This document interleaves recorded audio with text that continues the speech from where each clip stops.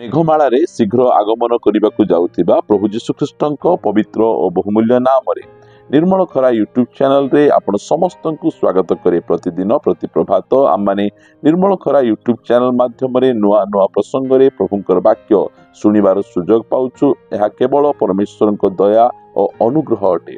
ପ୍ରିୟମାନେ, ଆପଣ ସମସ୍ତଙ୍କୁ ଧନ୍ୟବାଦ ଦିଏ ଯେ ଆପଣମାନେ ପ୍ରତିନିତ୍ୟ ଏହି ଚ୍ୟାନେଲ ଦ୍ୱାରା ପ୍ରସାରିତ ହେଉଥିବା କାର୍ଯ୍ୟକ୍ରମ ଗୁଡ଼ିକକୁ ଆପଣମାନେ ଦେଖୁଛନ୍ତି। ଆପଣମାନେ କେବଳ ଯେ ଦେଖୁଛନ୍ତି ତାହା ନୁହେଁ, ଆପଣମାନେ ଲାଇକ୍ ସେୟାର କମେଣ୍ଟସ୍ ଗୁଡ଼ିକ କରୁଛନ୍ତି ଓ ଆପଣମାନଙ୍କର ସେହି କମେଣ୍ଟସ୍ ଗୁଡ଼ିକ ଆମମାନଙ୍କୁ ଆହୁରି ଅଧିକ ଉତ୍ସାହିତ କରୁଛି ପ୍ରଭୁଙ୍କ ସେବା କରିବା ନିମନ୍ତେ। ଆପଣମାନଙ୍କର କମେଣ୍ଟ ଜାରି ରଖନ୍ତୁ।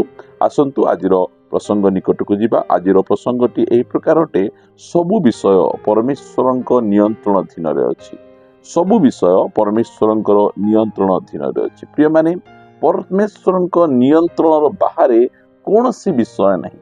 ପରମେଶ୍ୱର ସବୁ ବିଷୟକୁ ସେ ନିୟନ୍ତ୍ରଣ କରିବା ପରମେଶ୍ୱର ଅଟନ୍ତି। ଆସନ୍ତୁ ଗୋଟେ ପଦ ଆମେ ପଢିବା ଆମମାନେ ମାର୍କ ଲିଖିତ ସୁସମାଚାର 4 ଅଧ୍ୟାୟର 36 ପଦରେ। ଆଉ ପ୍ରବଳ ତୋଫାନ ହେଲା, ପୁଣି ତରଙ୍ଗର ଆଘାତରେ ନୌକା ଜଳରେ ପୂର୍ଣ୍ଣ ହେବାକୁ ଲାଗିଲା। ସେତେବେଳେ ସେ ନୌକାର ପଛ ମଙ୍ଗରେ ମୁଚୁଳାରେ ମୁଣ୍ଡ ଦେଇ ଶୋଇ ପଡ଼ିଥିଲେ। ଆଉ ସେମାନେ ତାହାଙ୍କୁ ଉଠେଇ କହିଲେ, ହେ ଗୁରୁ, ଆମେ ମଲୁ, ଆପଣଙ୍କର କଣ ଚିନ୍ତା ନାହିଁ? ପ୍ରିୟମାନେ, ଏଠି ଆମେ ଦେଖୁଛୁ ଯେ ପ୍ରଭୁ ଯୀଶୁଖ୍ରୀଷ୍ଟ ଆଉ ଶିଷ୍ୟମାନଙ୍କ ବିଷୟରେ ଆମେ ଦେଖୁଛୁ। ପ୍ରଭୁ ଯୀଶୁଖ୍ରୀଷ୍ଟ ଶିଷ୍ୟମାନଙ୍କୁ କହିଲେ, ଆସ ଆମମାନେ ଆର ପାରିକୁ ଯିବା। ପ୍ରଭୁ ଯୀଶୁଖ୍ରୀଷ୍ଟଙ୍କର କଥା ମାନି ଶିଷ୍ୟମାନେ ଦିନସାରା ଅନେକ ସେବା କରିଛନ୍ତି ପ୍ରଭୁ ଯୀଶୁଖ୍ରୀଷ୍ଟଙ୍କ ସହିତ।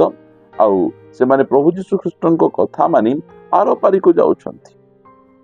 ସେହି ସମୟରେ ଡଙ୍ଗାରେ ତୋଫାନ ଆସୁଛି, ଡଙ୍ଗାରେ ପାଣି ପଶି ଯାଉଛି। ଆମେ ପୁରାତନ ନିୟମରେ ଆମେ ଦେଖୁଛୁ, ଜୁନସ୍ ଯେଉଁ ସମୟରେ ପ୍ରଭୁଙ୍କର କଥାକୁ ଅମାନ୍ୟ କରି ସେ ଅଲଗା ଜାଗାକୁ ଯାଉଥିଲେ, ନିନିବିକୁ ଯାଅ କହିବାରୁ ସେ ତାର୍ସିସକୁ ଯାଉଥିଲେ, ସେହି ସମୟରେ ତାଙ୍କର ଡଙ୍ଗାରେ ତୋଫାନ ଆସିଛି, ଜାହାଜରେ ତୋଫାନ ଆସିଛି। ଆମେ ଏଇଟା ବୁଝିପାରୁଛୁ, ପ୍ରଭୁଙ୍କର କଥା ନ ମାନି ଆମେ ପ୍ରଭୁଙ୍କ ଠାରୁ ଦୂରକୁ ଯେଉଁ ସମୟରେ ଯାଉଛୁ, ତୋଫାନ ଆସିବ, ଝଡ଼ ତୋଫାନ ଆସିବ। ସେ ଝଡ଼ ତୋଫାନ ଗୁଡ଼ିକ ଆମକୁ ପ୍ରଭୁଙ୍କ ନିକଟକୁ ନେଇ ଆସିବ। ମାତ୍ର ଏହି ସ୍ଥାନରେ ଆମେ ଦେଖୁଛୁ ଯେ ଏମାନେ ପ୍ରଭୁଙ୍କର କଥା ମାନି ଯେଉଁ ସମୟରେ ଯାଉଛନ୍ତି, ଆଉ ଗୁରୁତ୍ୱପୂର୍ଣ୍ଣ ବିଷୟ, ପ୍ରଭୁ ଯୀଶୁଖ୍ରୀଷ୍ଟ ସ୍ୱୟଂ ସେମାନଙ୍କ ସହିତ ଅଛନ୍ତି। ସେହି ସମୟରେ ସେମାନଙ୍କର ଡଙ୍ଗାରେ, ଜାହାଜରେ ତୋଫାନ ଆସୁଅଛି। ପ୍ରିୟମାନେ, ଆଜି ମଧ୍ୟ ଆପଣମାନେ ପ୍ରଭୁଙ୍କର କଥାକୁ ମାନୁଛନ୍ତି, ପ୍ରଭୁଙ୍କ ଇଚ୍ଛା ଅନୁସାରେ ଜୀବନ ଯାପନ କରୁଛନ୍ତି, ବାଇବଲ ପଢୁଛନ୍ତି, ପ୍ରାର୍ଥନା କରୁଛନ୍ତି, ଉପବାସ କରୁଛନ୍ତି, ନିୟମିତ ମଣ୍ଡଳୀରେ ଆପଣମାନେ ଯୋଗ ଦେଉଛନ୍ତି। ହେଲେ ମଧ୍ୟ ଆପଣଙ୍କ ଜୀବନରେ ତୋଫାନ ଆସୁଛି, ବିଭିନ୍ନ ପ୍ରକାର ଉତ୍ଥାନ ପତନ ଆପଣଙ୍କ ଜୀବନରେ ଲାଗି ରହିଛି। ମାତ୍ର ମୁଁ କହିବା ପାଇଁ ଚାହେଁ, ସବୁ ବିଷୟ ପରମେଶ୍ୱରଙ୍କ ନିୟନ୍ତ୍ରଣ ଅଧୀନରେ ଅଛି। ସେହି ସମୟରେ ଶିଷ୍ୟମାନେ ଏହା ବୁଝିନଥିଲେ। ସେମାନେ ବହୁତ ଛାନିଆ ହେଇଗଲେ। ଯେଉଁ ସମୟରେ ତୋଫାନ ଆସିଛି, ସେହି ସମୟରେ ଏମାନେ ଏତେ ପରିମାଣରେ ଛାନିଆ ହେଇଗଲେ। ଆଉ ସେମାନେ ଯୀଶୁଙ୍କୁ ଉଠେଇକିନା କହୁଛନ୍ତି, ତୁମେ ଶୋଇଛ, ଆଉ ଆମେ ଏଠି ମଲୁଣି। ଆମେ ଦେଖନ୍ତୁ ତାଙ୍କର ଶବ୍ଦ କଣ, ଆମେ ଏଠି ମରୁଛୁ, ଆଉ ତୁମେ କଣ ଏଠି ଶୋଇପଡ଼ିଛ, ଶାନ୍ତିରେ ତୁମେ ଶୋଇପଡ଼ିଛ। ପ୍ରିୟମାନେ, ଅନେକ ସମୟରେ ଯେଉଁ ସମୟରେ ଆମ ଜୀବନରେ ତୋଫାନ ଆସେ, ସେହି ସମୟରେ ଆମର ମଧ୍ୟ କଥାବାର୍ତ୍ତା ବଦଳିଯାଏ। ଆମେ ବିଭିନ୍ନ ପ୍ରକାର ଭାଷାରେ ଆମେ କଥାବାର୍ତ୍ତା କରୁ। ଆମେ ବେଳେବେଳେ ଆମେ କହିନଥାଉ, ମାତ୍ର ମନ ମଧ୍ୟରେ ଆମେ ଭାବିଥାଉ, କଣ ପ୍ରଭୁ ମୋତେ ଦେଖୁନାହାନ୍ତି, ପ୍ରଭୁ ମୋତେ ଜାଣୁନାହାନ୍ତି, ମୋ ଜୀବନରେ କାହିଁକି ଏ ପ୍ରକାର ତୋଫାନ ଆସୁଛି, ମୁଁ କଣ ଭୁଲ କଲି, ଯେଉଁମାନେ ଭୁଲ କରିଛନ୍ତି ସେମାନେ କେତେ ଶାନ୍ତିରେ ଅଛନ୍ତି, ମାତ୍ର ମୋର କଣ ଅସୁବିଧା ହେଲା, ମୁଁ ତ ଠିକରେ ଚାଲିଛି। এই ପ୍ରକାର ପ୍ରଶ୍ନ ଗୁଡ଼ିକ ଆସେ। ବେଳେବେଳେ ପ୍ରଭୁଙ୍କୁ ମଧ୍ୟ ଆମେ କହିଦେଉ ଯେ କଣ ପାଇଁ ତୁମେ ଶୋଇଛ, କଣ ପାଇଁ ତୁମେ ମୋ ପାଇଁ କାମ କରୁନ। ପ୍ରିୟମାନେ, ମୁଁ କହିବା ପାଇଁ ଚାହେଁ, ଆମର ପରମେଶ୍ୱର ସେ ଆମକୁ ଶିଖାଉଛନ୍ତି ଯେ ତୋଫାନରେ ଆମେ କେମିତି ଶୋଇବା। ଏଇଟା ହେଉଛି ଖ୍ରୀଷ୍ଟିଆନ ବିଶ୍ୱାସୀ। ଆମେ ଜାଣିବାର ଆବଶ୍ୟକ ରହିଛି। ଯେଉଁ ଖ୍ରୀଷ୍ଟିଆନ ବିଶ୍ୱାସୀ ସେ ଜାଣିଦେଲା ଯେ ସବୁ ବିଷୟ ପରମେଶ୍ୱରଙ୍କର ନିୟନ୍ତ୍ରଣର ଅଧୀନରେ ଅଛି। ଏତିକି ମନେ ରଖନ୍ତୁ, ଏହି ଜଗତର ପ୍ରତ୍ୟେକ ବିଷୟ ପରମେଶ୍ୱରଙ୍କ ନିୟନ୍ତ୍ରଣ ଅଧୀନରେ ରହିଛି। ଆମ ମସ୍ତକର କେଶ ମଧ୍ୟ ସେ ଗଣି ସାରି ଅଛନ୍ତି। ଆମର ସେଇ ପ୍ରକାର ପରମେଶ୍ୱର। ଆଉ ଆମ ଜୀବନରେ ଆସୁଥିବା ପ୍ରତ୍ୟେକ ତୋଫାନକୁ ସେ ଜାଣିଛନ୍ତି। ସେ କହିବା ପାଇଁ ଚାହୁଁଛନ୍ତି ଯେ ମୁଁ ତୋଫାନରେ ଯେ ପ୍ରକାର ଶୋଉଛି, ଏଇଟା ତୁମେ ଦେଖ, ମୋର ଅନୁଗମନ କର, ମୋଠୁ ତୁମେ ଶିଖ। मोर शिष्य होइच तुम्हें शांति परिस्थिति रे सुख परिस्थिति रे तुम्हें दुनिया लोक शोइबे मात्र मु तुमको गोटे तोफान रे मध्य शोइबाटा शिखाउछि। प्रिय माने प्रभुंकर गौरव हो मु आपण समस्त को कहिबा पाई चाहे जे आमे तोफान रे मध्य केतेबेले शोइ परिबा जो समय आमे जानि परिबा जे सब विषय परमेश्वर को नियंत्रण अधीन अछि। प्रिय माने तोफान रे मध्य यीशु ख्रीष्ट शोइथिले सेति एई कथा को पितर बहुत भला भाबरे बुझिले। आ जो समय रे हेरोद राजा पितर को धरी से कारागार रे निक्षेप करिसंती सेई समय रे तांके कारागार मध्य रे सोई पड़िसंती। सकाळे तांकू बाहर करी मस्तक छेदन करा जिवो मात्र तांके आराम से सोई पड़िसंती। केमती सोई पारले तांकर गुरु को देखिले। मोर प्रभु तोफान रे सोईबाटा से मते सिखाइछंती। अशांति रे मोर प्रभु दुख रे समस्या रे सब प्रकार कष्ट परिस्थिति रे कि प्रकार आमे शांत रही परिबा हमको सिखाइछंती।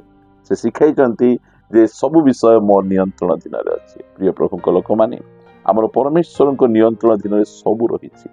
आमे रोग रे मध्य आमे शांत रही परिबु, अभाव रे आमे शांत रही परिबु, आमे कष्ट रे आमे शांत रही परिबु, प्रत्येक परिस्थिति रे आमे शांत रही परिबु। अन्य लोक छोटपट ही जिवे से माने मात्र आमे प्रत्येक परिस्थिति रे आमे सोई परिबु काहे कि हमर परमेश्वर सब विषय को नियंत्रण करंती। जो समय से मान कहिले हे गुरु आमे मल्लू कोन तुम चिंता नहीं।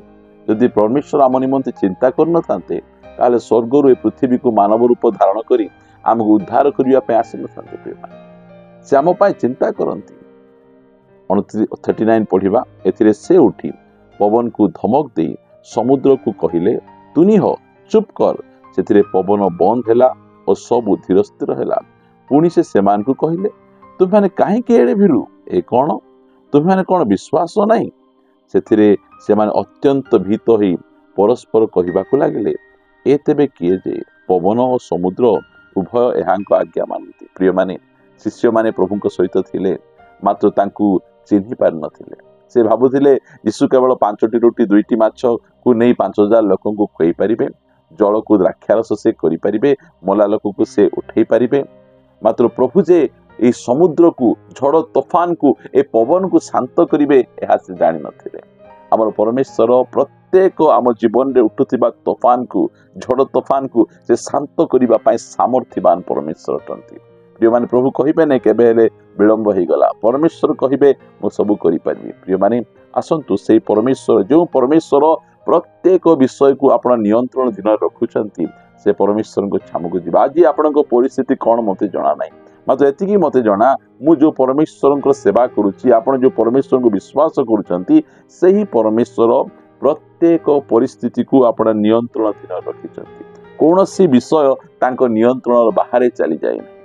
से दिन शिष्य माने बुझी नथिले परे से माने बुझिले परे पितर बुझिले आउ से कारागार रे बंदी गृह रे मध्य से सोई किना अछंती। आपण मध्य आपणक प्रत्येक प्रकार समस्या प्रत्येक प्रकार परिस्थिति रे आपण मध्य विश्राम करि परिबे कारण से कहिले हे परिशांत भारग्रस्त लोक मो निकट को आस मु तुमको विश्राम देबे। आसंतु तांको निकट को जिबा पदे प्रार्थना करिबा। गौरवमय स्वर्गीय पिता मु तुमको हृदय सहित धन्यवाद दिए जे तुम प्रति समय तुम पवित्र वाक्य द्वारा आम को कथा कही उत्साहित करुछ आउ तुम प्रत्येक परिस्थिति को अपना नियंत्रण दिन रखीच।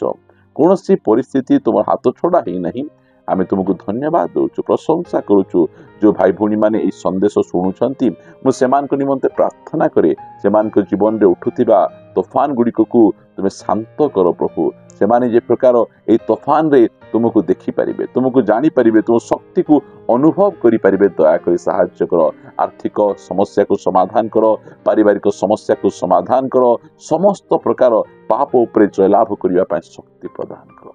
प्रार्थना सुनिछ धन्यवाद दे प्रार्थना प्रिय प्रभु यीशु को नाम रे मागुछि आमेन आमेन। Praise the Lord. प्रभु आपण समस्त को प्रचुर भाव आशीर्वाद करंतु। परमेश्वर जदि आमान को अनुग्रह करंती ताहाले आसंता अध्याय रे आ गोटे नुआ प्रसंग रे प्रभु को वाक्य आमे सुनिबा रहिबा। समस्त को नमस्कार। Praise the Lord. God bless you.